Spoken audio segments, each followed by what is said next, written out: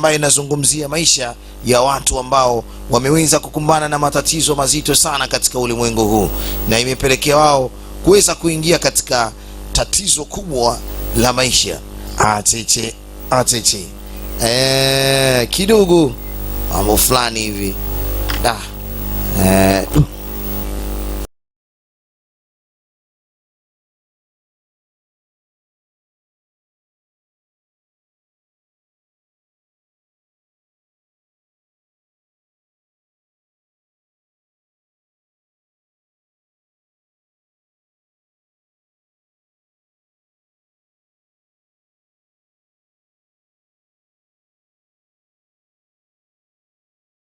wanasema picha hii imetokana na hadithi ya ukweli kwa kile ambacho kimepata kutokea.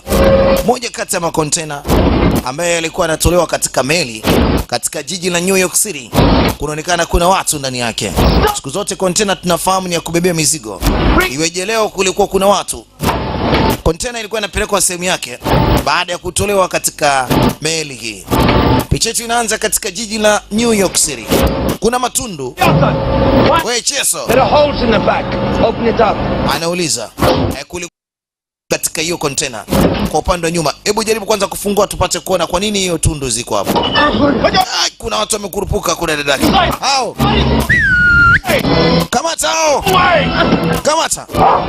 Wengi wao walikuwa ni watu wenye ngozi nyeusi, yani wa Afrika, na huenda imeli imetoka Afrika. Watu wakazamia. Picha hii ni kwa mahususi zaidi kwa vijana wenye umri wa miaka 18 na chini hapo mpaka kufikia miaka ya ujana. Tutapata kufundishwa leo kile ambacho kinawakuta watu wanaojaribu kuzamia. Kipindi kile sisi enzi zetu vitu vya kuzamia vilikuwa ndio vitu vyenyewe. Sasa hivi watu wanapanda ndege, wanasafiri wanavyotaka, lakini enzi zetu, yani mtu ulikuwa unatafuta boda tu boda unazamia kwenye meli, basi ndivyo ambavyo unatakiwa ufanye. Maisha Ulaya ilikuwa ndio kila kitu. Wengi walikufa kwa kufanya hivi.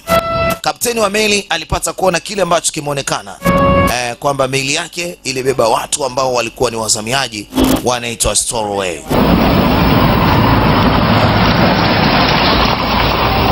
Ni katika jiji la New York City. Wamiliki wa meli pamoja na mapolisi ilibidi waitane wakae ili wapate kujua imekuwaje mpaka watu wale wakaingia katika meli na hatimaye hawakuweza kufahamika mpaka jiji la New York City wameingia. Karibu sana boss wangu. Jaribu kumuona captain huko ndani. Captain? Like us from the shipping line. Tunashukuru sana, kwanza umefanya safari yako salama mpaka umefika New York City. Yes. We've dealt with the problem. Nafikiri na mimi kwangu hakuna tatizo. Bali kuna tatizo tu ambalo limeweza kutokea dogo. I think la watu takribani 8 kukamatwa katika container. Na nafikiri umekuja kwa ajili ya kuzungumza na mimi juu hili. No, the captain it seems to me wants to have his cake and eat it. Unajua captain, naangalia kidogo mambo yake hapa kwamba habari zake zote zilikuwa ziko halali au si halali. Alikuja hapa alikuwa ni mtu kutoka serikalini ambaye anashughulika na masuala ya immigration, nazungumzia masuala ya uhamiaji. Kule captain anajaribu kugombezana na kijana wake wa kazi ambaye alikuwa ni mkuu wa ulinzi. Ilikuwaje mpaka meli hii inakuja Amerika na hawajafahamika wale watu walikuwepo ndani ya meli. Kwa nini? Hizi lawama zote zinakwenda kwa huyu bwana mdogo kwa tatizo hili. Mheshimiwa,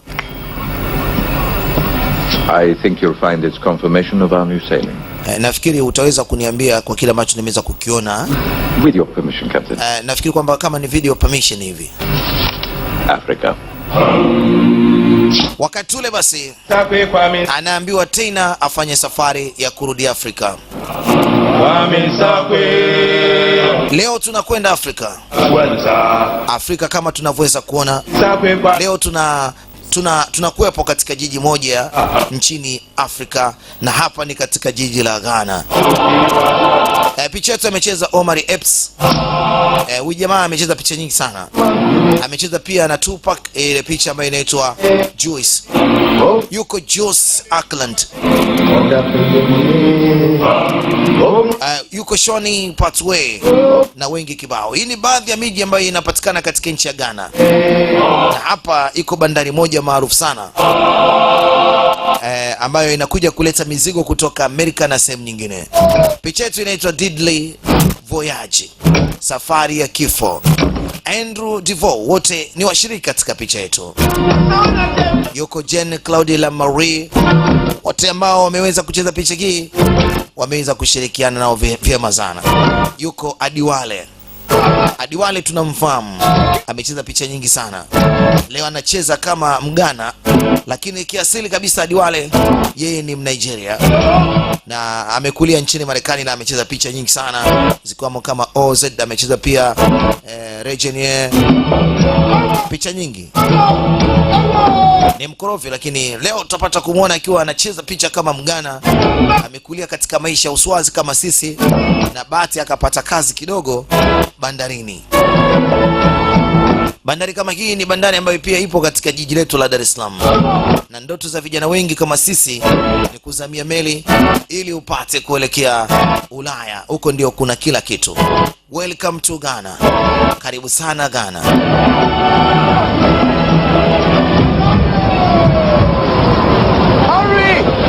Fanya haraka. Ni vijana ambao wamewahi kazini. Kila mmoja anakuja kazini kwa njia yake mwenyewe. Wengine walikuwa wamekuja kama vile wanafanya mazoezi, kumbe sio mazoezi, wanawahi kazini. Wengine wamepakia magari ya ndizi. Hapa ni Ghana, West Africa, na hii ilikuwa ni Oktoba 1992. Weka foleni. Tunataka tuajiri watu wapya leo. Tunataka Siemens pekee, mabaharia tu. Wewe una kitambulisho? Wewe una kitu? Toka hapa. Una uzoefu? Ameonyesha titi zake ilikuwa ni chagugushi. Wanataka Siemens pekee. Huyu jamaa anajulikana kwa ukorofi. Wanamjua. Yaani hana masiara katika kazi, ana roho mbaya kweli kweli. Wanampenyesha bwana mdogo. Wamempenyesha ile hawezi kuingia ndani. Meli siku zote inapofika, watoto wa kike wazuri wazuri, hata hapa kwetu Tanzania wanaenda kupelekewa. Karibuni Masimen, yani mabaharia. Lazima watoto wazuri wazuri wanaletwa. Babake. Mambo hayo. Yes, boss. Sio mbaya boss, nyinyi nendeni tu mkakamue. Give me $5, sir. Naomba nipatie $5 ya nini? Sio unanisaidia tu mimi maskini namba nani? Sogea pembeni huko. Come on, move it. Mambo vipi boss? Poa, Masimen ndio hapo. Hamna noma. Jamaa wamewakaribisha na sasa wanaelekea baa. Wanaenda kuvinjari huko. Masimen walikuja na meli, wanabebwa na machangudoa wanakwenda. Wakati ule vijana wameanza kuwajibika kikazi zaidi, kubeba mizigo na kuitoa na kusafisha meli kiujumla. Haya ndio majukumu yao. Wanapiga mzigo kila siku. Na wewe twende haraka. Mabewa ajaya. Tunaingia katika meli, mizigo inazidi kupakuliwa na mingine inazidi kuwekwa sawa.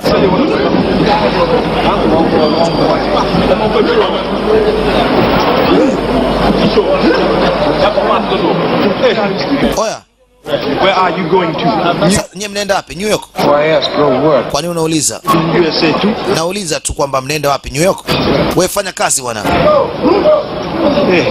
Hey, umeona hii? Just come. Work. Wewe fanya kazi usiniulize. Работай. Endelea na kazi wewe. Anauliza wanaenda wapi? Wanaenda wapi bwana? Atete. Asikwambie mtu balaa tu. Kwa wale ambao walikuwa wameelekea guesti, naambia msiogope, tunataka tuwape burudani zile za ukweli. Oyo. Wamekuja na mbwa wao. Wanawafanya vitu vibaya dada zetu maskini. Wanaweza kaambiwa nani mbwa huyu.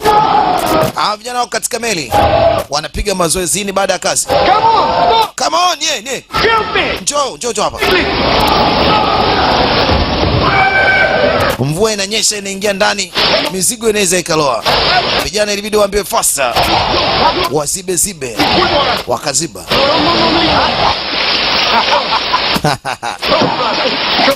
Vijana kusema kweli hawezi kufikiria kitu zaidi ya maisha. Umeona njia hii?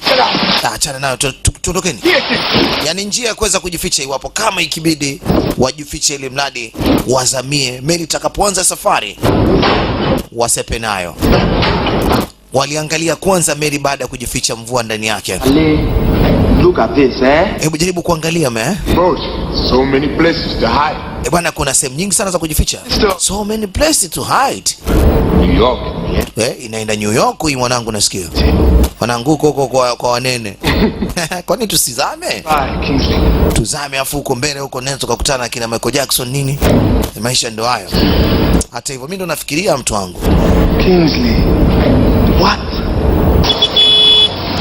Baada ya kumaliza majukumu ilibidi watoke, lakini wakawa wanafikiria sana inakuwaje. Oya, hebu niambie tiketi yako ni ipi kama ile ulikata jana ile? Nimeshinda. Tiketi za msimu zimetangazwa na Dogo tiketi yake amepata kiasi kama cha milioni 5. Wewe! Nakwambia walienda benki, ilikuwa fujo. Chukua pesa zako. Milioni 5 zilikuwa nyingi kipindi hicho. I cannot accept these either. Mama, nipatie pesa. Usinipe mahela ya ajabu ajabu hapo. Lete pesa yangu. Chukua. Sasa je, unakuja kunigea 500 nafikiri mimi wewe vipi? Bwana, umeona gari yao? Wanaenda kutanua. Gari inatembea na rimu. Mataruzi yao ndo hayo sasa. Wamepata milioni 5, gari limu mpande mmoja imekaa mbovu. Hivyo mwendo mchibu wanaenda kutanua. Mama, tete nasi. Oya, limu imeachana mbele, twende tutanua kesho. Mungu wangu atakufa. Familia nzima ilipigwa simu, kaambiwa bwana jamaa akapata milioni 5 leo. Kijiji kizima sasa hapa si kamera yenyewe itatimia. Ndivyo kawaida tunapendana sana Waafrika. Kwamba milioni 5 hizi atakuja kula na jamaa zake na ndugu zake wote. Come on, let's go inside. Mama, hebu tuingie ndani. Nakwambia sherehe iliyeko. Watu walicheza kiduku. Usikuwa na demu unabambia. They still want to run away. We all do. Baada ya kupiga pombe sana na sherehe zilikuwa zimeishia ukingoni, Dogo japokuwa alikuwa amepata zile milioni 5, lakini yeye alikuwa afikirii tena kukaa Afrika. Now is the time.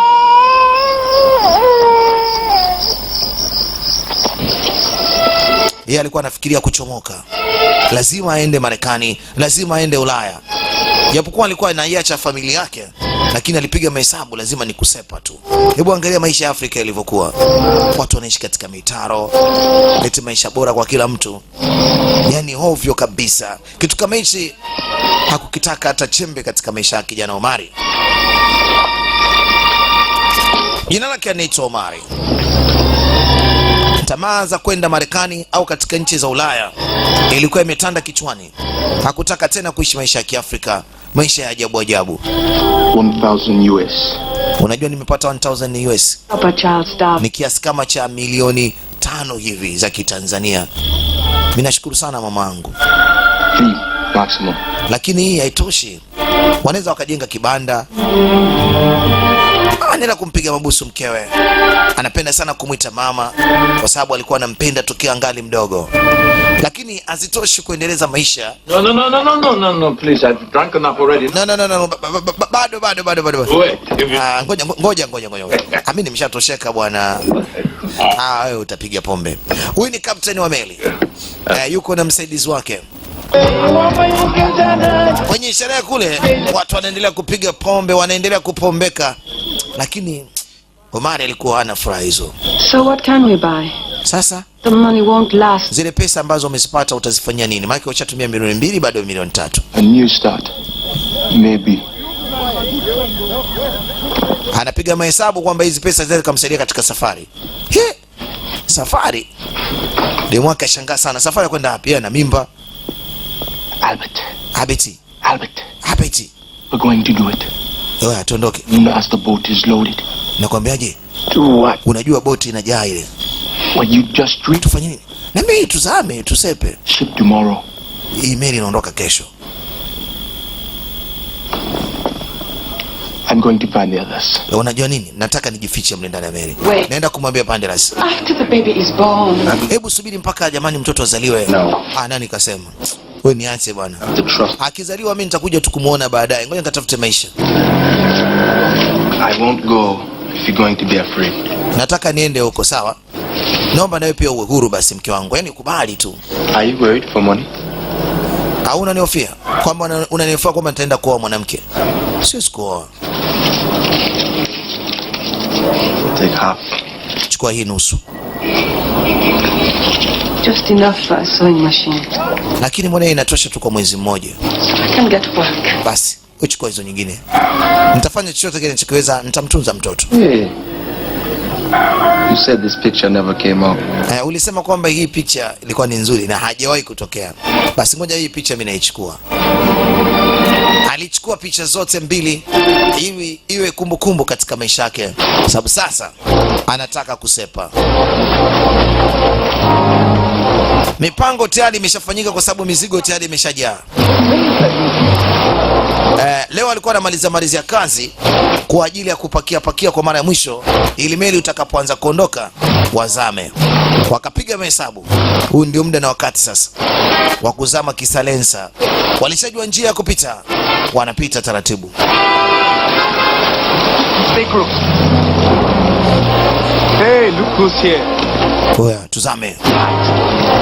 Ana wamejichanganya.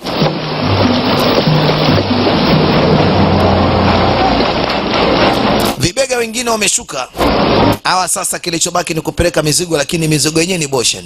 Hawakuhitajika wapande leo kwa sababu kazi zao zimeshaisha, lakini kwa sababu walikuwa na issue ya kuzama kisiri walipenya.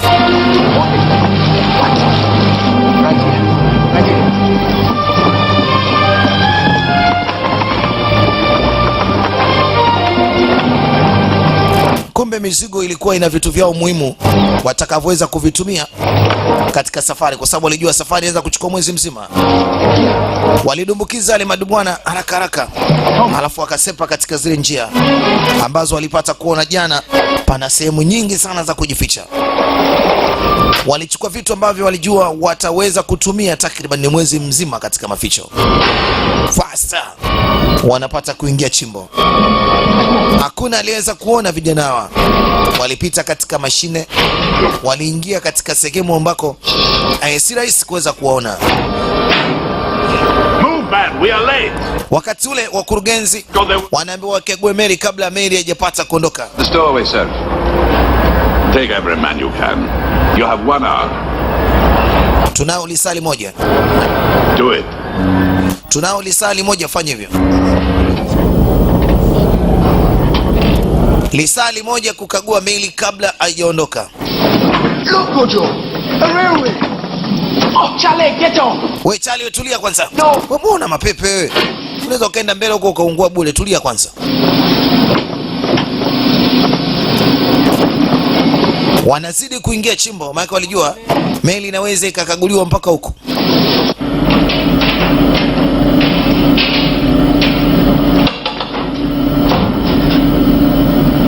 Walikuja kupiga tochi, hamna kitu. Wanaikagua meli kwa mara ya mwisho kabla safari haijaanza. Ilikuwa ni kazi mpaka mtu utokee katika container. Ilikuwa haiwezekaniki, lakini njia za panya wamezitambua. Walifanyia kazi hii meli takriban siku kadhaa, lakini njia zote wakazifahamu. Hatimaye wametokea katika maeneo ya kuparking container. Keep it quiet. Wewe nyie kaeni kimya, washenzi ni. Mtulie.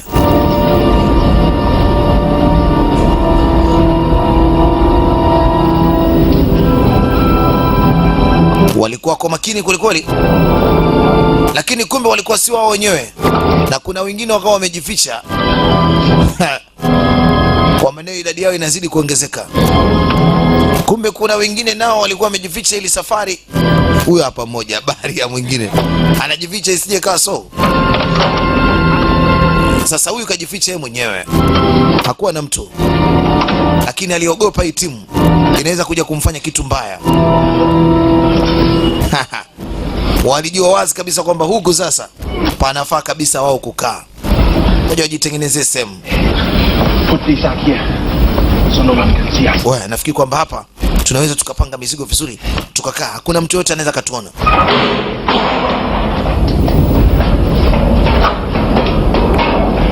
Wakajificha. Where's that stupid dog of yours, Piotr? Mbwa, kwa nini hujaleta huku? Maki huwa anakuwa na mbwa kwa ajili ya kutafuta. Mbwa leo hawakuja naye, wanakagua kwa macho. He got all excited. Oh, yule aliyezama chini kule atalijua jiji. Yule anakufa yule.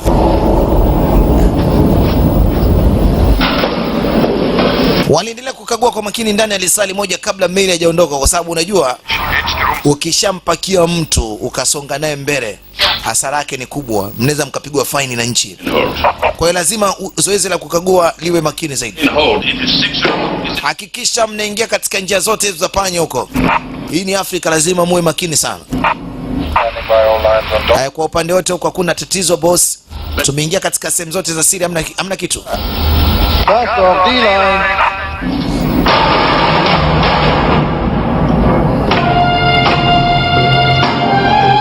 Kama wamezama chini, kutoka inakuwa ni kazi. Wakati ule meli nanga inaachiwa, kamba zinafunguliwa, na sasa safari imeanza. Wamama wa kila mmoja mme wake ameshapakia ile meli, wanalijua hilo zoezi. Meli inapoondoka walipata kuiangalia kwa mbali, walijua ndio mwisho wa kukutana na waume zao na haifahamiki kama wataweza kurudi tena. Walikuwa na majonzi, lakini watafanya nini? Maisha ni magumu Afrika. Huenda labda wanaweza wakapata chochote huko mbele wanapokwenda. Walifurahi, walijua sasa mwisho wa matatizo umeisha. Walifurahi kweli kweli, wanajua safari ya Marekani ni takriban mwezi mmoja na watafika salama.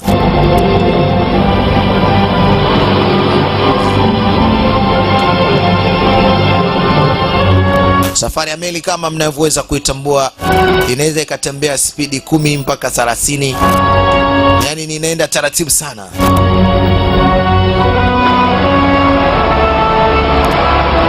Wanazidi kupandisha hewa. Wow, kadogo ka upepo kanaingia huko Afadhali. We travel in style. Nafikiri tulifanya maamuzi mazuri. Na huko mbele tunapokwenda lazima maisha yatakuwa ni mazuri tu. Mikhail, yeah, my citations.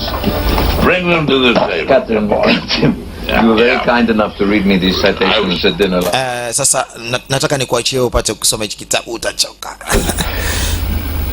Yes. Ndio, wewe soma afu utaniambia. And they are. Look, they're very impressive. Inaonekana itafutia sana. And for me it's a privilege. Kwangu mimi nilifurahi sana hiki kitabu. Which service? Na wewe mwenyewe ukisoma utafanya kazi nzuri. Alas, the USSR no longer exists. Russians and Greeks. Unajua Warusi nao walikuwa ni wakali. Na naimani kabisa kwamba utaweza kujua mbinu za Warusi wanachokifanya. Kwa hiyo utapata mbinu nzuri. Ni Mr. Black. Wewe umeweza kumtisha. Na maana Warusi wanataka kufanya nini katika dunia? Well, an imbecile. Watanivutia nini hao Warusi na tabia zao za ajabu ajabu? And piss all over. Mimi naona tu ni upumbavu hichi kitabu bwana. Not all I'm doing is sitting having a drink. Sawa, kwa nini unafikiri kwamba hata na mimi mwenyewe nafanya upuzi kukana? Tulia wewe, unaniambia ujinga. Hamna watu na wachukia kama Warusi. Shenzi kabisa. Okay, sawa. A little tired for a sentimental lecture on the evils of the free market. Unajua nini?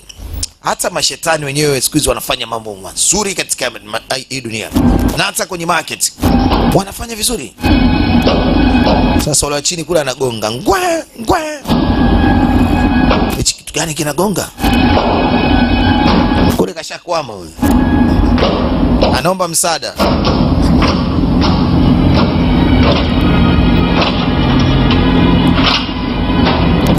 Wakafungua.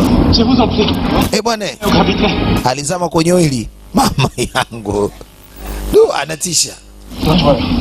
Usona swasi. Alizama kwenye oili. Hali yao ilikuwa mbaya.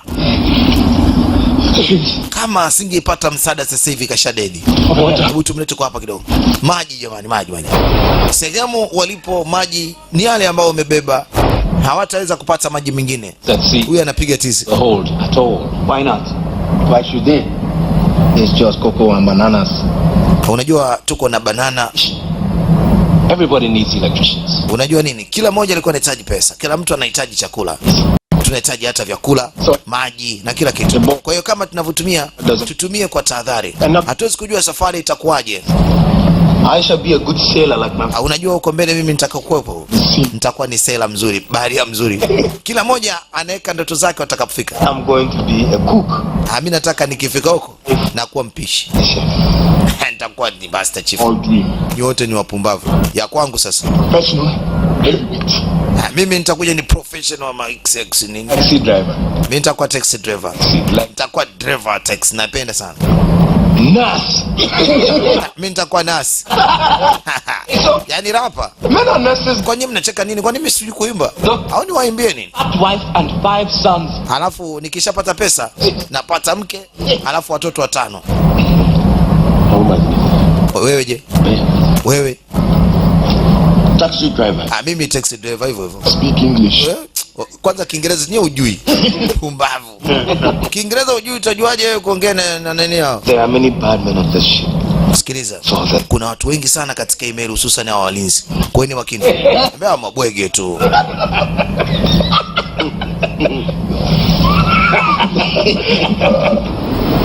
Maili inazidi kusonga mbele. Na siku zinazidi kwenda.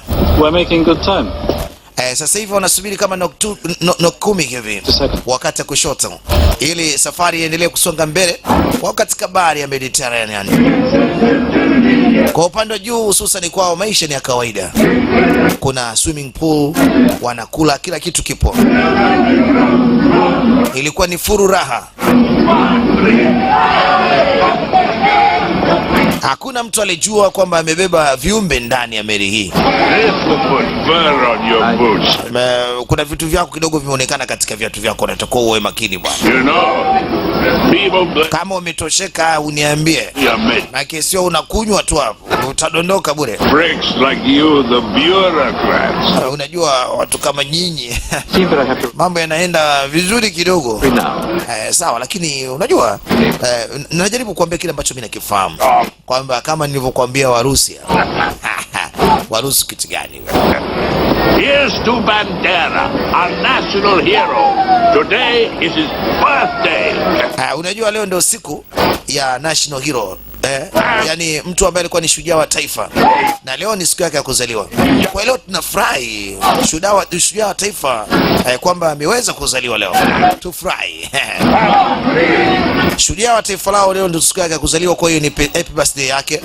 Na wao walikuwa na furahi katika hii safari. My goodness, how the cook know how to prepare souvlaki? Oh, well, a good officer knows how to take care of the right people. You're a bright young man. Maisha yanaendelea. So how much longer do you think I'll have to... Hivi ni muda kiasi gani mpaka tukafika katika jiji la New York City? Maana leo ni ruti yangu ya kwanza, nimezunguka katika sehemu nyingine. Aliambiwa takriban wiki 7 hivi au 8. Mwezi 1 na nusu. Mr. Blackos. Mr. Blackos. Potuto mam. Unasemaje? Bibi yako huyo? Thank you. Hakuna shaka, asante. Yaani kama ni nyama bibi yake ya makalio. Kwa hiyo anakula, sio mbaya. Keep your job, my friend. Unajua umefanya kazi yako. Basi endelea kufanya kazi yako, usilete upuzi my friend. Ni siku yake ya kwanza kuanza kazi. Kwa hiyo ni watu ambao wanachukiana tokea mwanzo. Walikuwa kweli ni walevi. Wanafanya wanavyotaka wenyewe. Haya sasa nirushe mimi mwanangu. Haya hilo. Pumbavu, mbona imekaa vibaya? Champ. I don't understand it. It's a Mimi nashangaa kwa nini haitoi vizuri. Mate! Shit! Hapa chini kidogo umekosea kuweka vizuri. Haya sasa. Haya tupa. Haya pale kwenye mikono. Toba. Jamaa, nusura poteze mikono.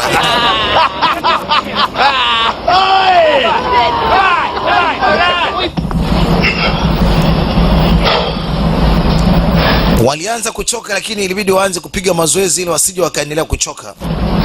Wanajiweka fiti kila wakati safari iwe nzuri. Wengine ambao walikuwa hawana mazoezi ya kutosha wanasoma vitabu.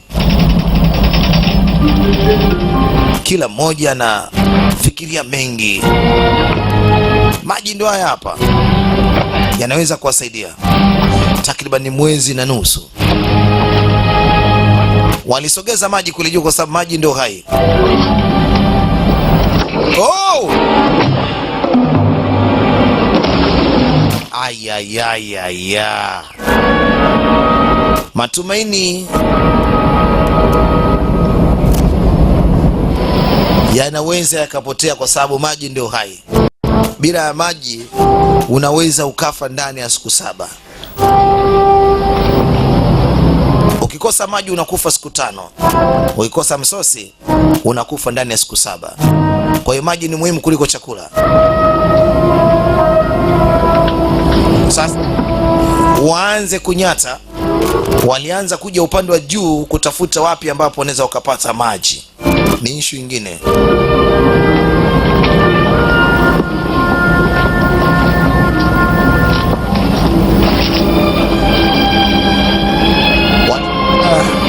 Walile kutembea tembea maji wameona hapa. Sasa wanaweza kufanya hiki kitu alafu baadaye ikatambulika kwamba kuna nani alikuja kumwaga maji. Walioga. Hii ilikuwa ni ndoo ya kubebea michanga kwa kuzima moto iwapo kama ukitokea. Wameamua kubeba ndoo. Wameanza tabia chafu. Huyu kaona msosi hapo. Akafungua taratibu kaingia katika chumba kimoja wapo cha captain ili akamue msosi. Aliona akila hapa shida. Afu inaonekana mwenyewe bado hajala. Mwenyewe bado hajala. Wote. Ilikuwa ni usiku wa manane sana.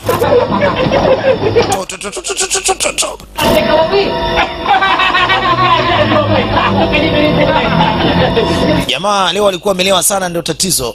Hao vijana wamepata nafasi leo ya kutembea tembea.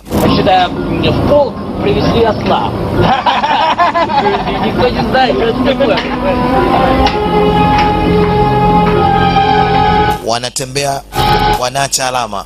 Tena wanatembea bila viatu.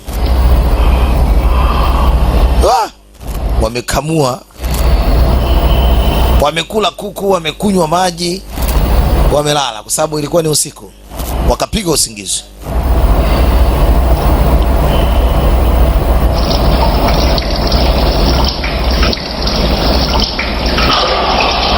Mshenzi anakojoa kwenye ndoo. Kumbe katika ule mshimo.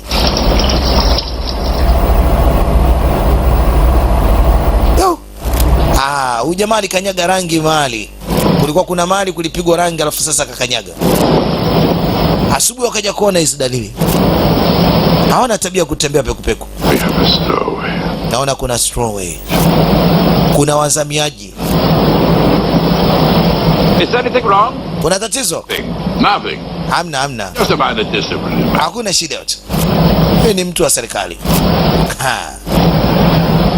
Form the search parties. Sasa tafuta hao shenzi. Wrong.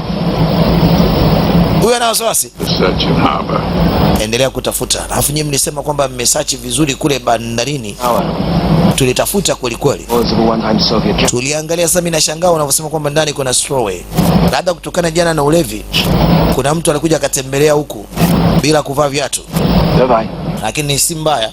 Tutajaribu kuangalia kwa mara nyingine, alafu kama tukiwapata tunawatupia kwenye maji ili kufuta ushahidi, kwa sababu tatizo ni kwamba wakifika huko mbele itabidi wao ndio walipe kila kitu, kuwasafirisha, kuwarudisha makwao na vitu vingine.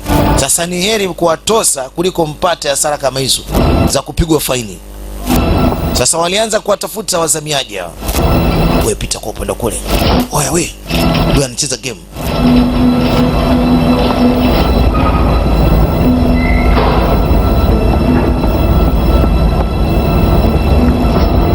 Sogea mbele.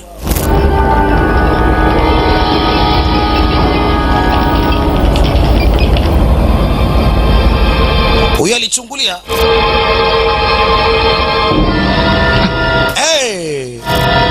Akutana na mtutu wa bunduki. Bwana. Walifokolewa walipokuwa. Wote toka nje. Toka.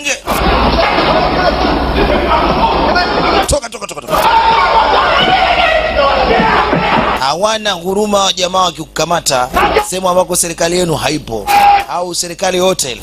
Tulia. Pumbavu.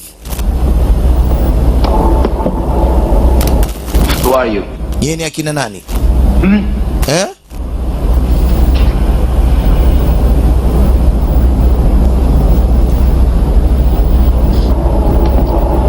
Aliomba huyo azungumze.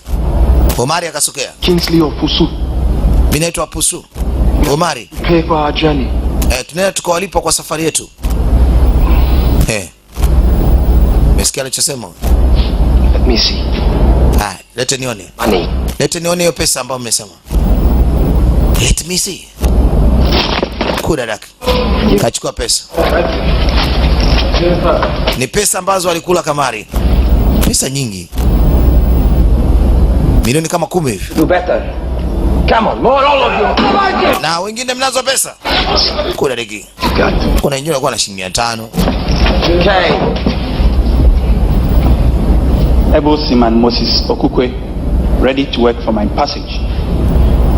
Alisema anaitwa Okukwe. Ana kitu kizuri sana katika mfuko wake.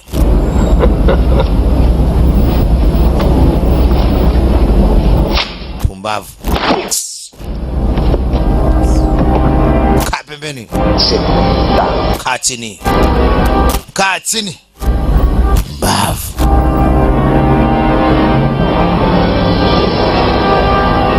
This man will guard you. Sasa mimi naona uwalinde kwanza. Lomachenko. Kuna kitu akifanye kwanza. Lete. Baadhi ya visenti ambavyo wamevichukua kwa hawa vijana.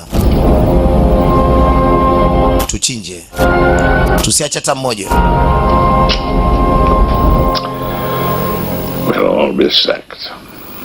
$45,000 a head. Hicho ndio kiasi cha pesa ambacho wameona nacho wale vijana. Kwa hiyo sasa tuwafanye nini? Dump them. Delay. Or fuel. Unajua tunaenda tukapigwa faini huko mbele tukachelewa. A lifeboat. Get them. Basi watupeni katika maji, wapatieni na lifeboat. Lakini mzee, si hasara hizi kipumbavu?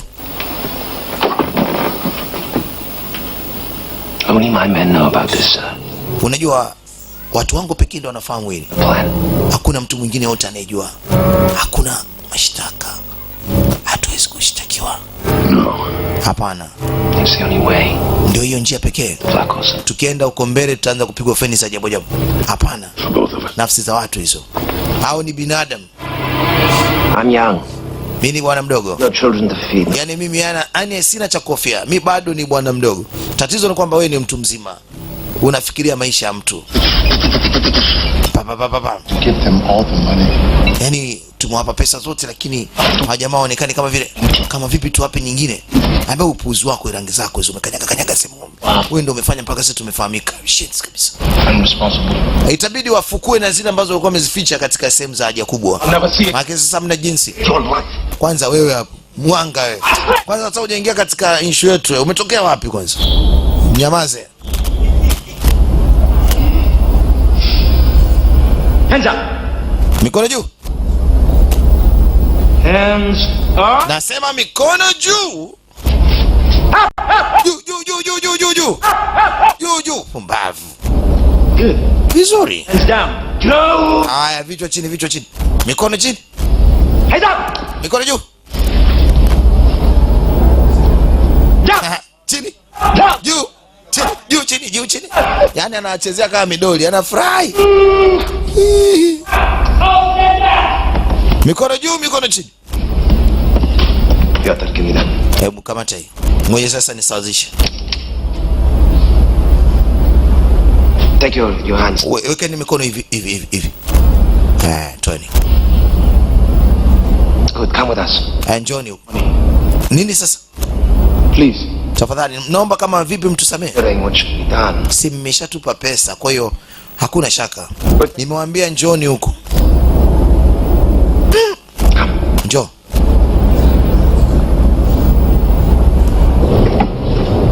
Walianza kuwatokoa kule chimbo. Waliwatokoa wote. New York. Bwana sikiliza, si nikwambia kwamba mimi nataka niingie New York mtu wangu. Say hello. Usimuona naipenda sana. Uone kwamba ni nembo yao hii. Anyway, New York.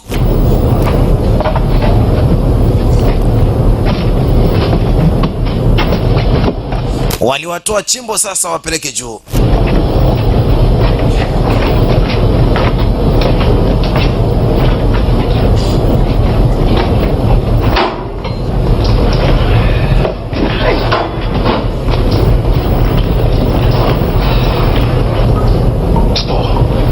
will not go in such a place. Hatuwezi kwenda sehemu kama hiyo. It's for your protection. Kwa ajili ya ulinzi wenu. In that box. My men will get sacked if you're discovered. Unajua nini? Watu wangu wameweza kukubaliana na hili. Lakini kutokana na usalama wenu, Sure. $1 a day. na mtakao mondani kwa $1 kwa siku kwa kila mmoja. And you, how much do you get paid? Sijui shingapi utalipa mpaka tufike huko. Wewe hesabu tu usiku na mchana. Let me tell you $1. people on this planet. So if you don't want to face the anger of me and my crew. Wewe unafikiri pindi watakapoweza kukuona watu katika hii dunia, mimi na timu yangu nzima tutafanywa nini? I want to see the captain. Nataka nimwone kapteni wako nizungumze naye. Yaani unamtaka kapteni wangu tena?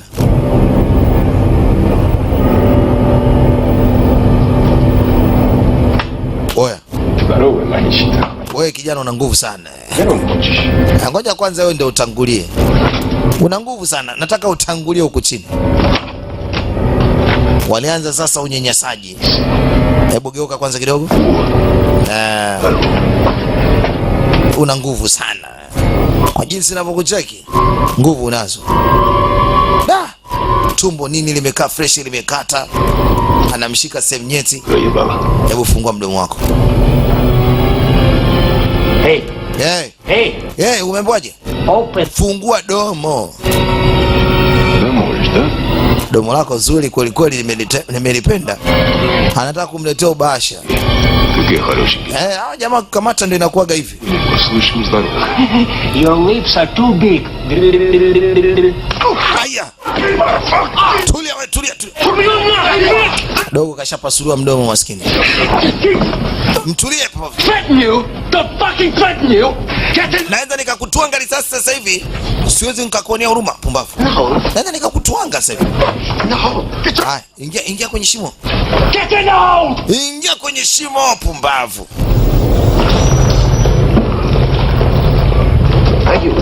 No. Come on. Haya, ingia. Walianza ingizwa kwenye shimo, na ni sehemu ambako ndio inakaa nyororo inawekwa nanga. Sehemu ambako kusema kweli ni ndogo sana.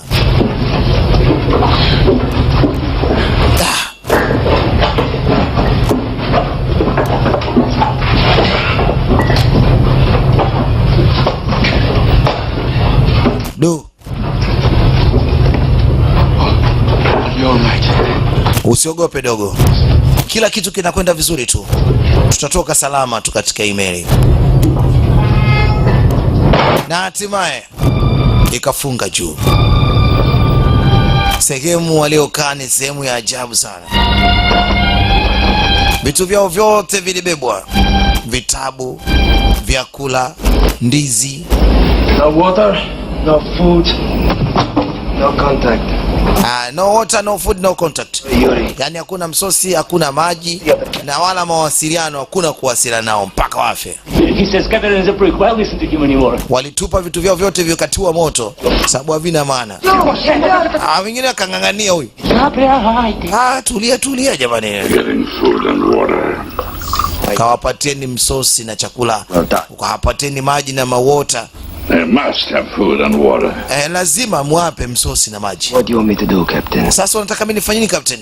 Unataka kuwapatia maji na msosi hawa ili weje? The rest of the crew? Unataka kuja kuleta madhara katika kikosi chetu? Is that what you want, Captain? Hicho ndio kitu unachokitaka, Captain? Do you? Niambie, do you? Get out. Toka hapo.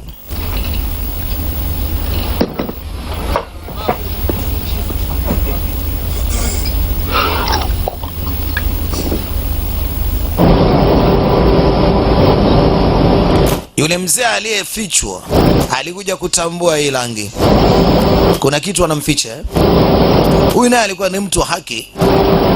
Yuko hapa kwa ajili ya kuangalia mizigo inakwenda vizuri na haki zinatendeka. Sehemu ile kani ndogo, alafu sasa hiyo wenyewe mna.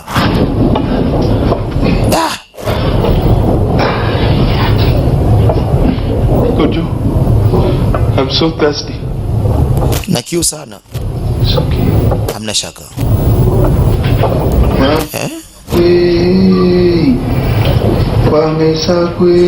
Huyu bwana alianza kuimba nyimbo za nyumbani kwao. Ili hata kidogo awe na imani. kiu ilianza kwa kaba. Sakwe pame sakwe itupi waswanta mwewe swemu pame sakwe itupi waswanta mwewe swemu. Wanajaribu kumwomba Mungu awasaidie.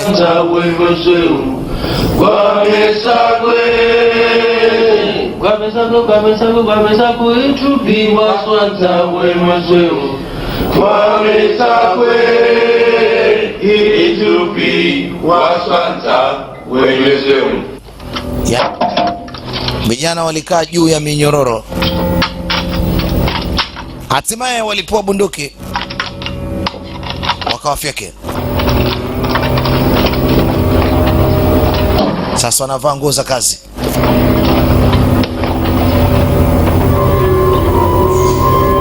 Leave it to us. Naomba tuachie hili swala eh? This. Acha sisi tulimalize.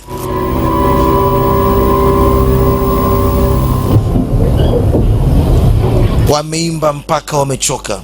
Hatimaye na usingizi unaanza kuwapitia. Never hold my children again. Yani kama nenda nikaona mtoto wangu tena. You'll never see your child. Hata na wewe mwenyewe huwezi kumwona mtoto wako tena. Huwezi kujua kwamba atakuwa ni wa kike au kiume. Wewe wapi wewe? You made me leave my... Unajua wewe ndio umenifanya mpaka nimekuja huku.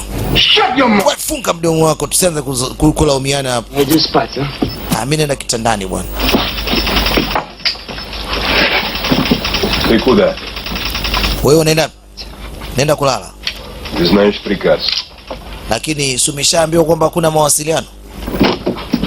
Yaani asije akaongea na wale washenzi kule. Kwa hiyo kama akitoka hapo basi aende. Usikwenda kuwasiliana na wale. Kwa kuongea nao au kwa chochote kile. When? Lini? Lini wataanza kufanya kazi?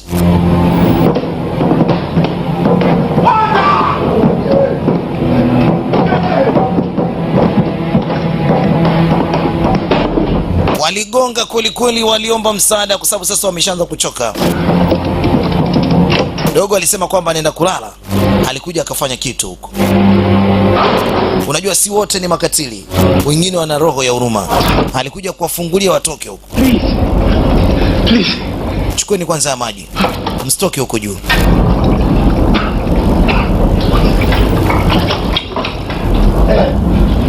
Maji ndio kila kitu. Bwana, nondo ni nzito. Jamaa huruma yake inaweza kaja kamponza. Give me can back. Leta hicho kikopo haraka tumpe huyu jamaa. Thank you. Bring us food. Please. Tuete msosi mtu wangu. You are a good man. Wewe ni mtu mzuri sana. Sawa eh? Tuete na msosi. Safari inazidi kwenda na bahari kama unavyoweza kuona imechafuka kweli kweli. Unaweza ukakataa kazi. Iwapo kama bahari unaona imechafuka kiasi hiki. Meli yenyewe unaweza ukaikataa. Kutokana na bahari kuchafuka, ile sehemu ya nanga ilikuwa iko wazi. Maji yanaanza kupenya taratibu. Oh, na isitoshe bahari imechafuka, watu wanaanza kutapikiana vibaya.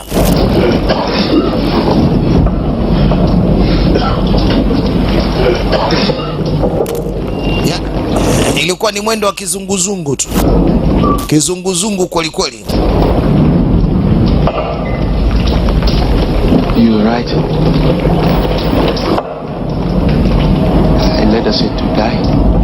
Unajua jamaa wametuacha sisi tufe huku chini. Sidhani kama wametuweka ili watusaidie. Walikuwa ni watu wa karibu sana. Wana undugu, ni mtoto wa shangazi na mjomba. Basi ilibidi tu wapeane tu moyo kama Mungu ataweza kuwa pamoja nao. Wanataka wazuie hili jambo, huyu mtu asije akaona, kwa sababu huyu ana haki zote za kuzuia mauaji kama haya yasitendeke. Wanapenya usiku na wanapenya katika eneo ili wasije wakaonekana na huyu bwana. Sasa ule wakati wa kwenda kusababisha, kwenda kuwanyanyasa na kuwaua. Wakichachoka, What is happening now? Tuambie nini kinachoendelea? He's decided to clean you up in a better place, give you some food and Tunataka tuwapeleke sehemu nzuri ambayo mnaweza kupata chakula, mnaweza kupata chochote kile ambacho unahitaji kuliko hapo kwa sasa. Tumetafuta sehemu nzuri ambayo itakuwa ni nzuri zaidi. No. We might be seen. Then we'll take our chances here. You see that chain? When we drop anchor, it anchors at 10 meters a second. Kwa hiyo walikuwa wanataka atoke mmoja mmoja na wasilete ujanja. The most money. I'm not paying for anybody else. Lakini sikiliza, tunaweza tukawalipa chochote kile na pesa tunazo nyingi. Semeni kama mnahitaji pesa nyingine zaidi ya hiyo. Come on, now you come. Good man. Haya, wapande mtu mmoja mmoja. Four.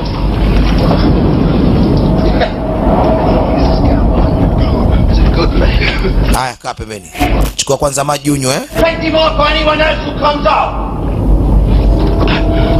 Please don't cross. Anatoka mmoja mmoja. Think by the rest of the... Alafu na nyinyi tutakuja kuwabeba, sawa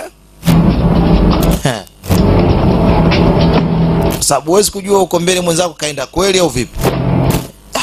Huyu anaona jinsi wanavyopelekwa wajamaa wanaenda kuuawa. What's that? Nini mbona sielewi? Haya! Walianza kumpiga manyundo. Walimgombania. Wanaua. Yaani wanaua. Wanapiga kama wanapiga paka.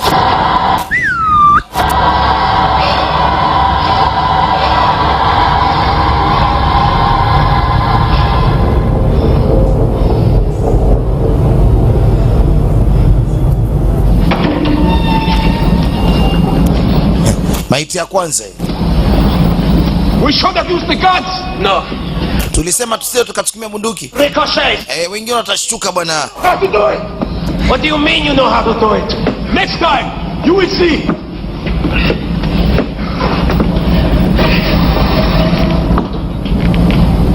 Twende wewe, umezuba tu hapo. Mbavu. Haya, twende maiti nje. Bahari ilikuwa imechafuka kweli kweli. Sasa maiti inatupwa katika maji.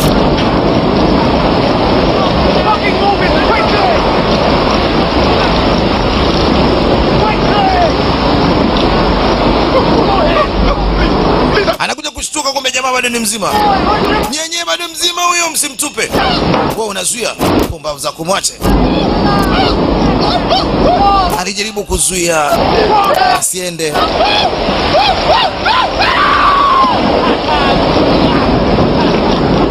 Lakini ndio hivyo, wameshamtupa. Hebu rudi ndani mpuzi wewe. Unalialia nini? Sogea huko. Sogea hapo. Wewe! Acha kuchanganyikiwa wewe. Dogo kadata kabisa.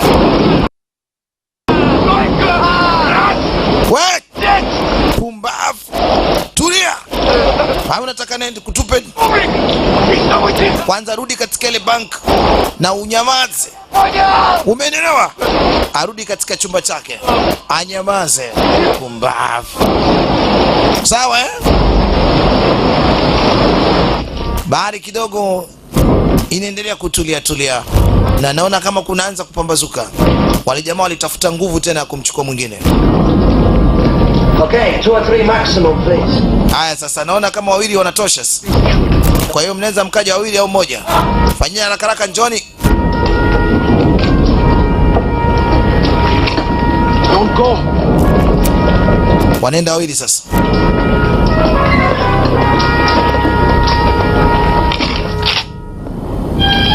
Sasa wanaamua kuchukua bunduki wa wafyeke. Waliona wakitumia marungu inakuwa ni kazi. Sauti itakuwa itoki sana kwa upande huu. Hii ndio sehemu wameambiwa. Pili hapa. Wamechukuliwa. Hey. What is that? Wewe nini tena? Where then? Nini tena?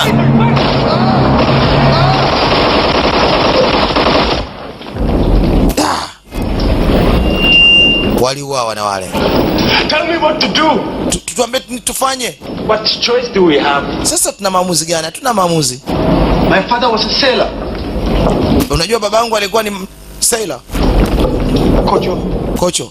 You won't let me go out alone. Ninasemaje? Siwezi nikakuacha mwenyewe. Kama tunaenda Kocho, tunaenda wote wawili. Mimi naanza kuwa na wasiwasi na jamaa.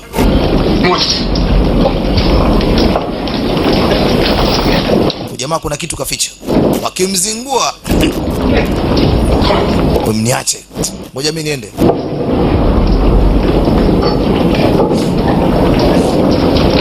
Yaani ilikuwa ni swala kumuomba Mungu tu. Hajui itakuwaje huko. Kama ni kweli salama au inakuwa vipi. Dogo Rasta naye pia nenda.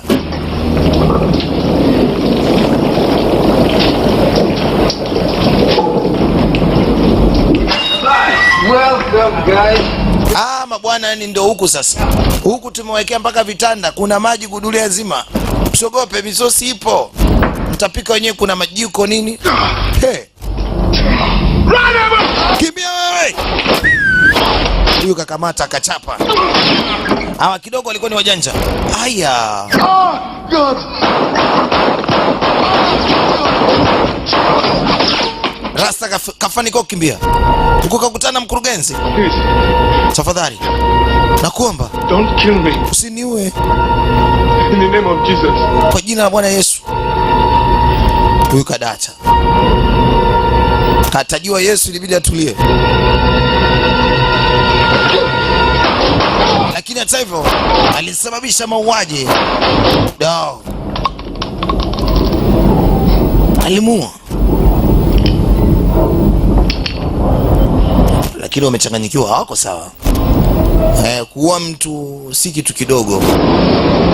Maiti kama kawaida yao wanaenda kuzitupia katika maji. Wanafurahi na wanakunywa na pombe kabisa, wamechanganyikiwa. Wakati yule captain alikuwa hajui kwamba vijana wanaendelea kusababisha. Wamebaki kama wawili hivi.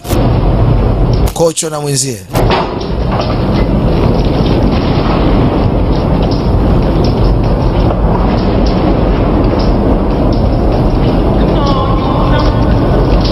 Sasa ilikuwa ni zamu yao. Kipindi hiki ya washikaji wamelewa kishenzi. Wanakuja.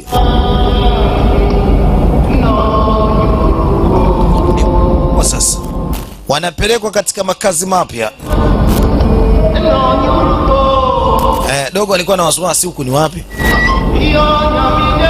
Please, go ahead. Karibuni ndani. Haya mazingira jinsi anavyoyaangalia dogo, anayasoma vizuri, hakuyaelewa. Anachunguza kila hatua anaenda. They're going to kill us. Wewe wanatua. Huyu kapigwa risasi mbavu. I can't run. Siwezi kukimbia.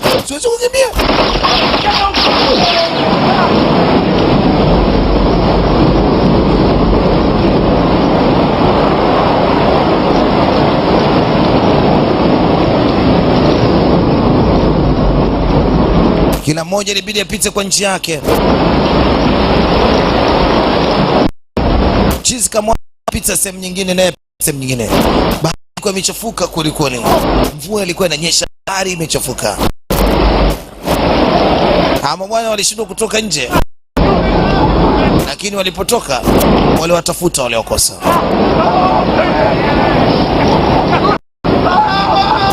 Bahati amekamatwa ule mmoja. Amenaswa, anashuhudia kwa macho yake. Akiwa na maumivu ya kwenye tumbo baada ya kutandikwa risasi, anazuia jamaa na ng'atwa. Wanamtupa kwenye maji akiwa mzima. Ase ukatili huu jinsi alivyouona, hakuamini macho yake.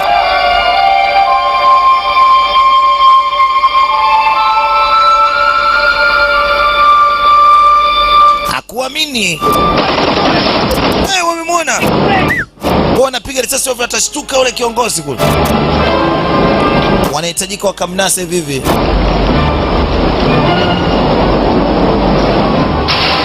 Dogo alikimbia kwa uwezo wake wote kwa kwepa washenzi. Hakika ni maharamia.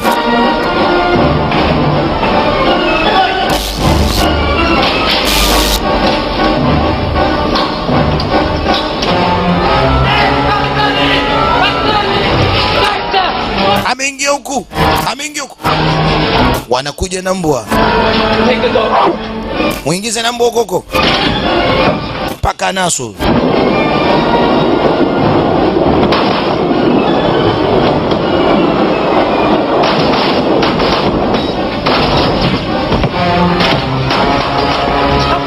Mungu aliendelea kumlinda. Au wanasema ngoja waache mbwa sasa. Mbwa ataenda kufanya shughuli yake. Dogo anajisogeza mbali. Na mbwa naye anazidi kuja.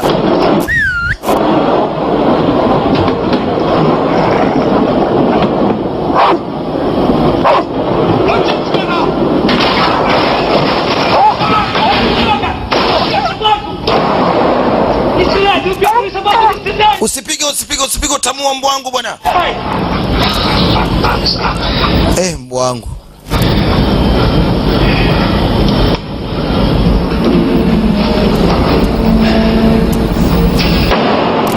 Dogo Mungu amemlinda mpaka sasa. Ametokea upande mwingine. Anazidi kukimbia, yuko hoi mentabani. Anajaribu kuingia katika milango yote, anaweza kuona mlango tu.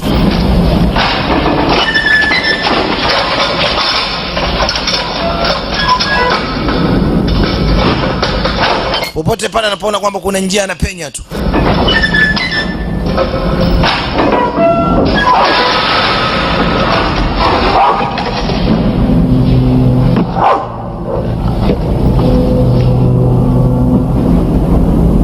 Wow. Wako makini kweli kweli kuendelea kumtafuta.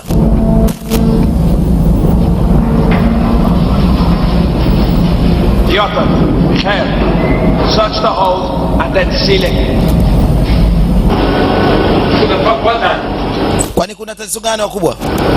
What the fuck is happening? Shenzi, wewe kwa nini umemwona ukashindwa kumkamata? The mouth stays shut.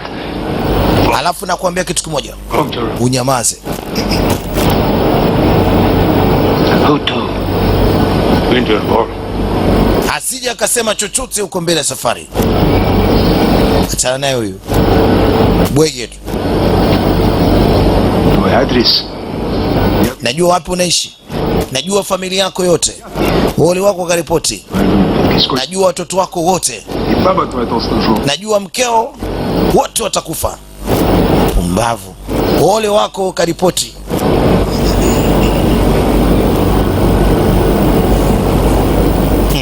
Hakuna budi kutulia. Captain. Captain. Captain. Captain. Problems have been mostly dealt with, sir. Kuna tatizo kidogo tumeshindwa kulitatua.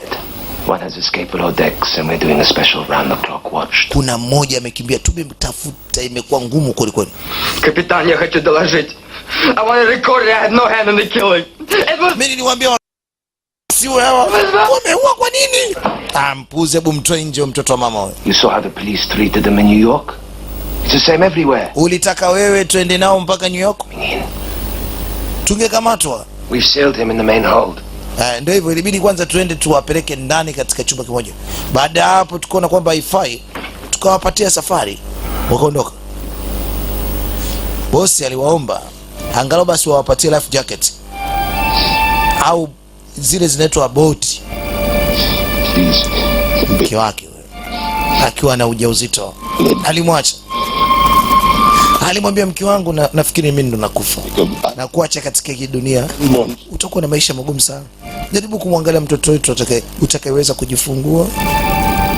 Mimi sidhani kama nitarudi nyumbani salama. She'll never be losing both of her sons. Again, da, namje chwenye bui. Una hakika kwamba kitu chochote baki kinaweza kutokea? Unajua kila mmoja anachukia watu. Ndio tatizo. Wanachukia watu, ndio sababu ya kuua. It's a happy ship?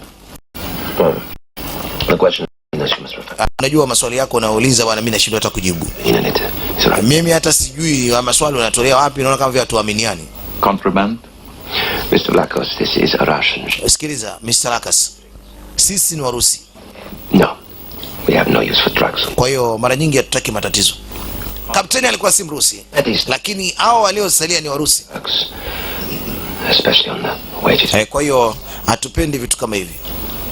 Sisi waga tukisema tunasema ndio hivyo hivyo. I'm going to recommend that when the next Romanian freighter becomes available, that you be the captain. So long as you keep your record clean until then. Kwa hiyo anahitajika asafishe kila kitu chake kiwe sawa. The problem, Mr. Black. Kwani kuna tatizo lolote? I hope you don't have any. Unajua nimeona sehemu kuna watu wamekanyaga, kwa hiyo asafishe meli iwe safi. Kuna sehemu ambayo ilikuwa imekanyagwa imeacha alama. Anawaambia design. Safari inazidi kusonga mbele. Wanasafisha pale ambapo panaonekana kuna tatizo. Wanasafisha mpaka na damu. Lakini watu leo asubuhi wamemka na pombe, wameshanganyikiwa, hawako sawa. Well, you see, gentlemen, the thing is, there can't be any fighting on board a ship belonging to this company. Vipi, kulikuwa kuna mapambano yote katika hii meli au kuna tatizo? Maana mbona kama vile sielewi. Wameuchuna. Anapoendelea kuoji shida. Hey. Put that away. We, hiyo bunduki vipi? Shut up. Sit down. Funga mdomo, kaa chini. Kasha kwa chizi. Bunduki inakuaje?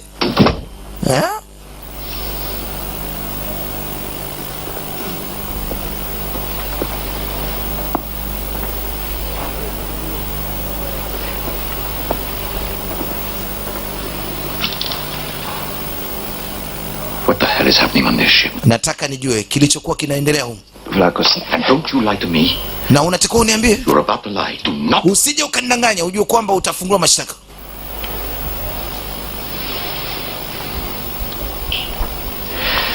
All right, I'm going to make this very simple for you. Ngoja basi nikufanyie jambo moja rahisi. You cooperate with me and I guarantee you. Naomba ushirikiane na mimi, alafu mimi nakupa guarantee kwamba huwezi kupata matatizo. Mmefanya nini katika email? Kulikuwa kuna shida gani? Hebu niambie siri zote. Make me. Alafu nitakufanya wewe usio na makosa. Never do that, Mr. Vlakos. Ni makosa tu ambayo yamefanyika. Mr. Vlakos. Makosa gani? So. Kwa hiyo niambie. I have nothing to say, sir. Nakuomba kukuambia samahani kwanza. Napenda kukuomba samahani. You're a fool. Wewe ni mshenzi. Utaona.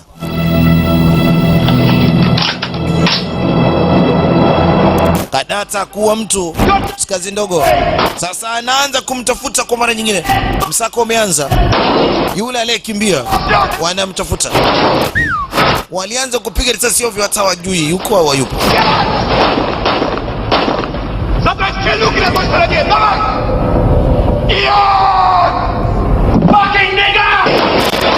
Fucking nigga! Shenzi we! Wanapiga risasi ovyo.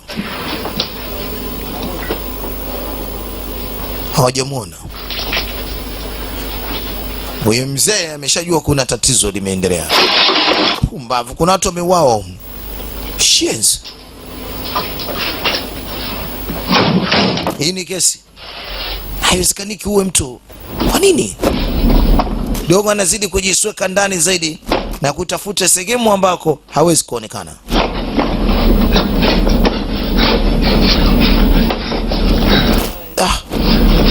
Maji. Yaani matone ambayo naona hivyo tu. Tatizo kiu. Ana kiu vibaya mno.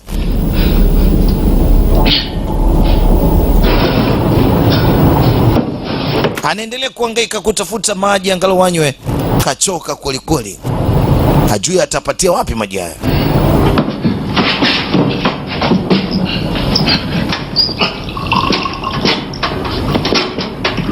Aliyapata kiduchu alafu sasa akakatika. Akiendelea kutafuta maji anaweza kukamatwa. Mbwa kamuona. Na hii mijibu imekali kweli. Anakuja huyo sasa. Kuna dadake. Wanaitwa Rottweiler. Dogo sasa jipange apambane naye. Na akimjeruhi unajua tena. Ayayaya. Alikabana naye vizuri. Kaisha. Kudadeki. Wewe mbwa. Mbwa. Mbwa wangu. Afu sasa wazungu wanavyothamini mbwa. Akiuawa huyu si inakuwa. Akicheki majanga. Kaingia saa ngapi? Kauawa.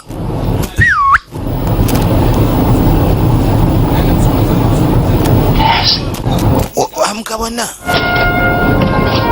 Hakuamini. Ilibidi apenye naye pia akamwangalia mbwa wake ni mzima.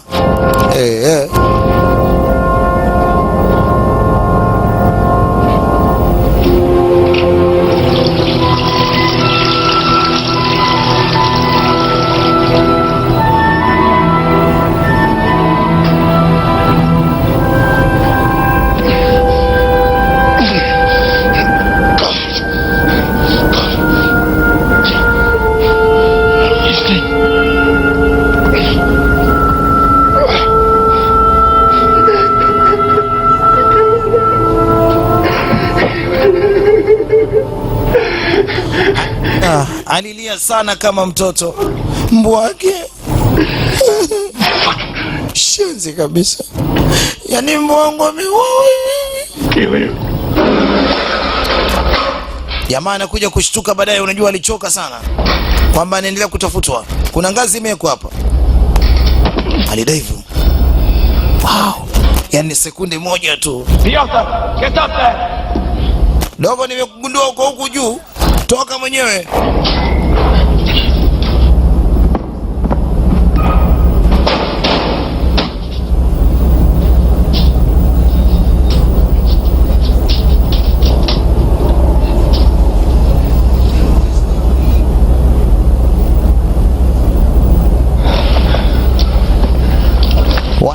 Waliendelea kumsaka. Alitoa macho. Asijaka ameniona huyu. Shenzi. Ukashanishtukia huyu mama yangu. Mbona mimi nakufa? Mama nakufa. Come on. Toka nje mwenyewe. Can't get out. Toka nje na kwambia nimekuona wewe.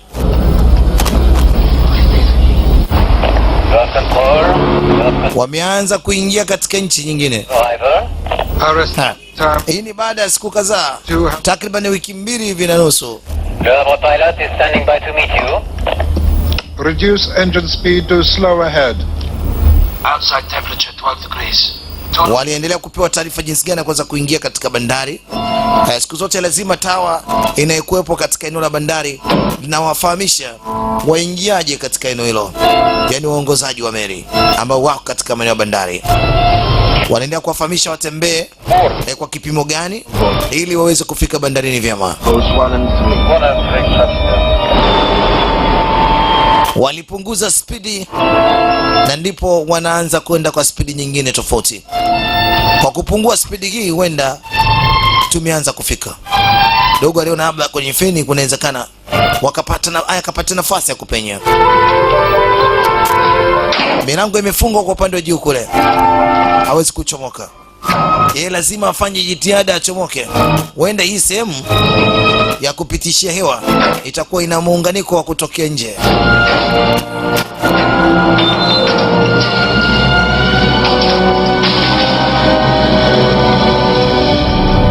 Aliangalia kwanza mazingira. Sehemu ya kupitisha hewa nzuri ingie ndani. Yaani hakuna hata sehemu moja ya kushika katika ile pipe.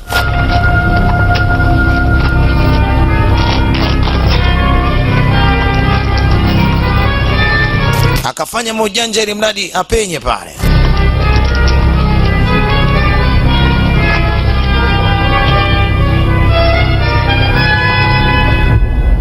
Here 107 degrees.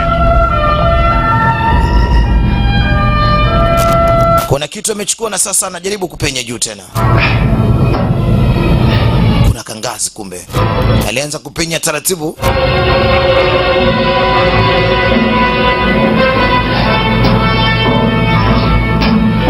Alichukua kile kitu ambacho kilikuwa kinaletwa katika nchi hii akakitia mfukoni.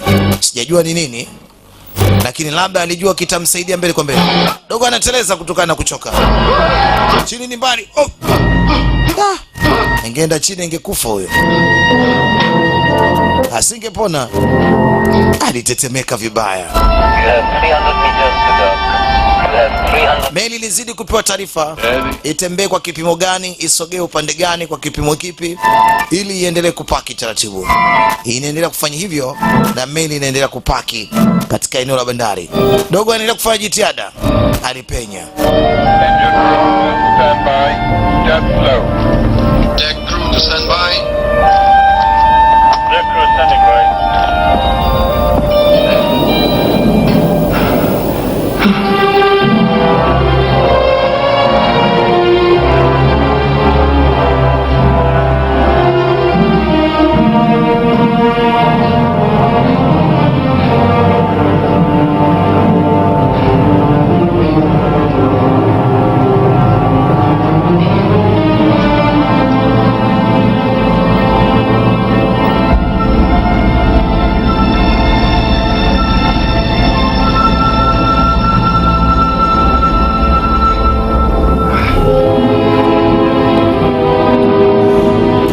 Alizidi kupanda juu ili atokee kwa upande wa nje, kwa sababu hewa inapitia kutoka huko.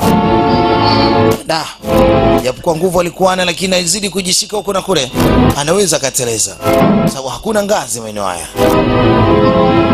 Chini ni mbali, akiangalia anazidi kudata, lakini kwa sababu hakuna njia nyingine lazima achomoke. Aliendelea kumwomba Mungu huku akiwa anaendelea kumkumbuka mtoto wake na mkewe. Lazima afanikishe.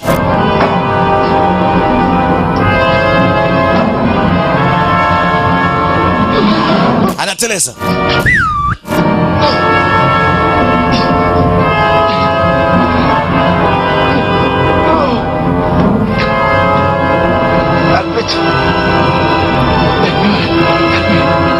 Nisaidie Mungu. Akienda chini kafa.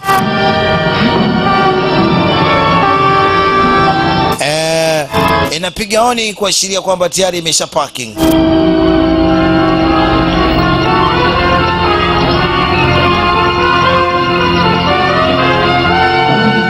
Inaonekana si New York. Naona kuna lugha mbili pale zimetandikwa. Nyingine wanakuambia karibu wageni, nyingine sema andikwaje.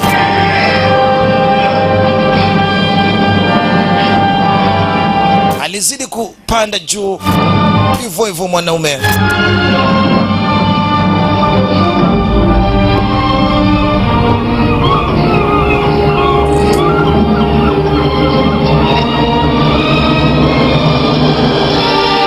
Hatimaye amefanikiwa kufika juu.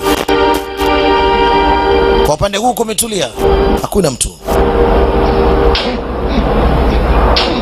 Sergei, что будет, если мы его не найдем, а? Hatujampata yule jamaa, anambia ndio. Lakini hawezi kuondoka kwa sababu sehemu zote tayari tumeshafunga. Afanyeni haraka haraka mtoke nje. Na msiwe na mawenge, sawa? Msipige kelele, mtulie. Jamaa wanakuja huko. Wakimkamata ni Sogo. Alijificha kidogo. Wakimkamata wanamuoga kwa anamficha. Anaweza kateleza, miguu yenyewe inaanza kutetemeka. Kama ni vipi mimi najitoa tu nikapambane naye hivyo hivyo. Akushtuka ile sehemu ambapo kuna nyavu haipo.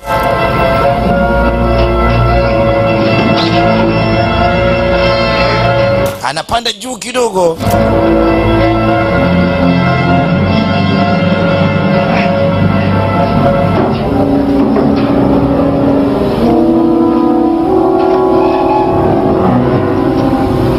Kafanikiwa.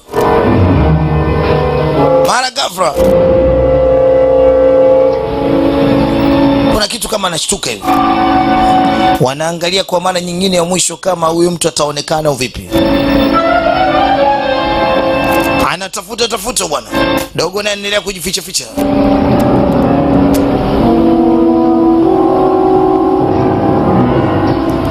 Aliona kamba ile, anaweza akashuka na kamba mpaka bandarini. Hujaona mtu? Hamna.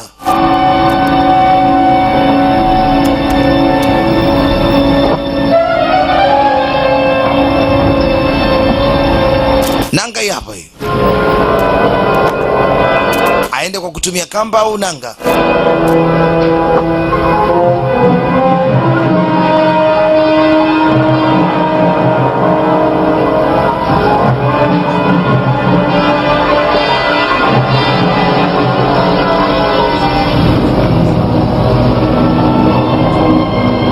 Aliamua kushuka kwa nani nanga taratibu.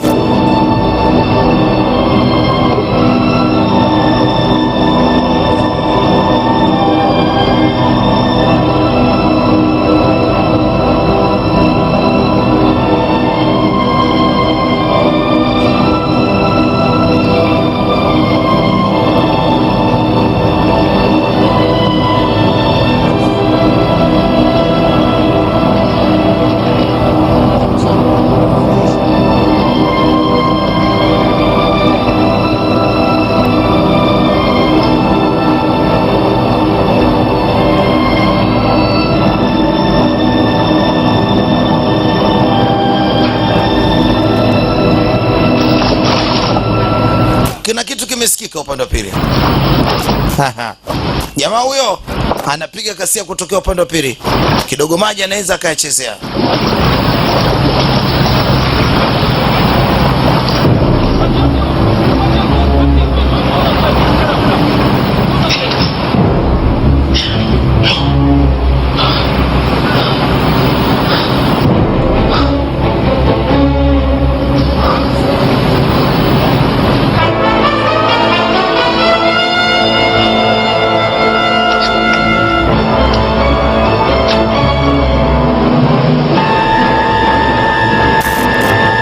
Tayari yuko baharini, yuko katika nchi kavu sasa. Lakini wale wameshtuka, wanateremka faster. Wakimkamata wanamrudisha kule kule, wanamuua. Anakimbilia kwenye watu. Wakimuona atakuwa hawezi kuuawa. Anakimbilia kwenye watu. Mama. Kukimbia ameshindwa. Polisi hawa hapa afadhali, jamaa wakazuga. Jamani, dawa. Msaada. Inabidi warudi faster.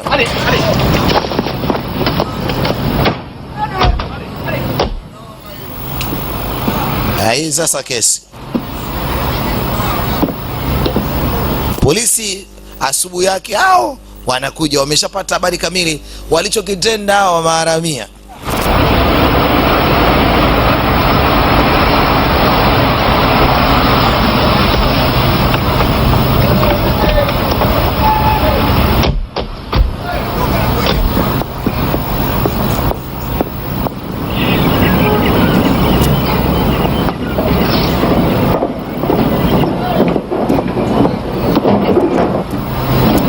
Tell you, I have the reports of a stowaway. Wewe ndio utakuwa ni kapteni wa hii meli.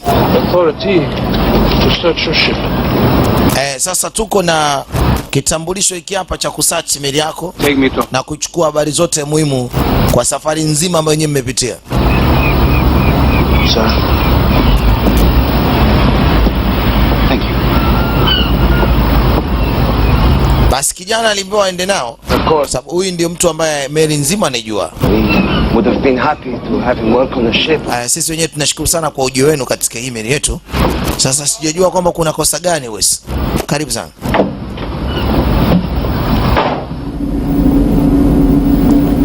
Yule dogo, kumbuka kuna vitu kavichukua. Kwa hiyo wanaanza kutafuta ni wapi ambapo palipekuliwa. Ni hapa Kuna bidhaa nyingine zinaingizwa katika nchi, sio? Achana kuua tu. Na udogo kuna picha zake kaziweka hapa.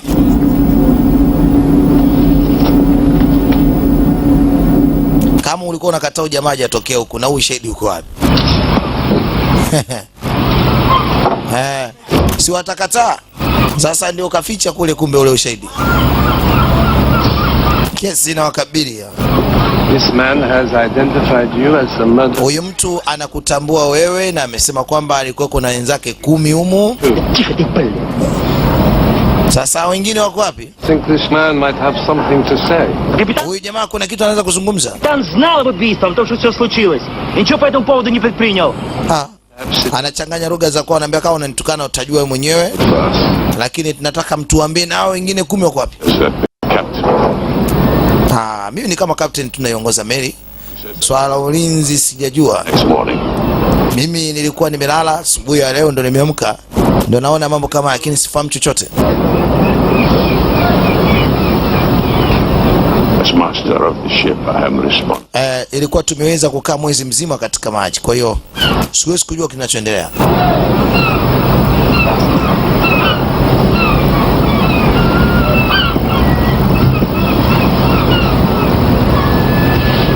My friend, please tell me what really happened to the... Hebu naomba rafiki uniambie nini hasa kilichotokea katika meli?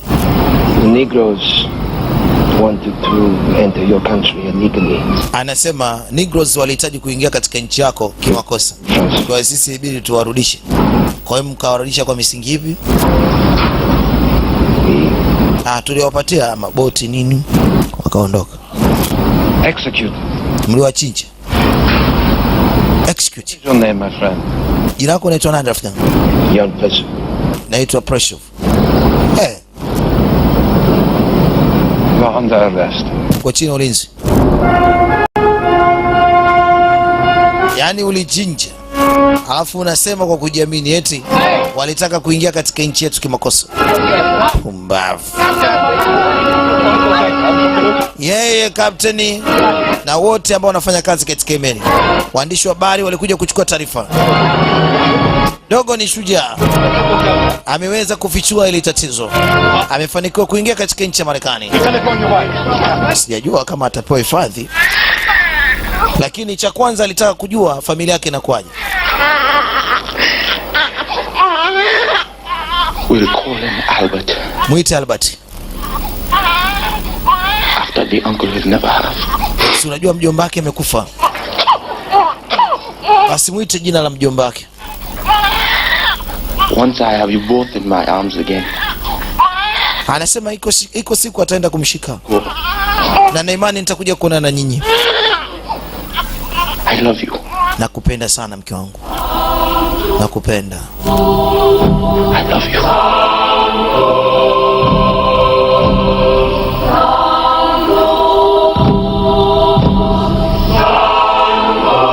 Huyu ndio Albert, rafiki yake, mjomba wake, ndugu yake binamu aliyepoteza maisha. Hawa machizi wote walishia njiani, maskini ya Mungu.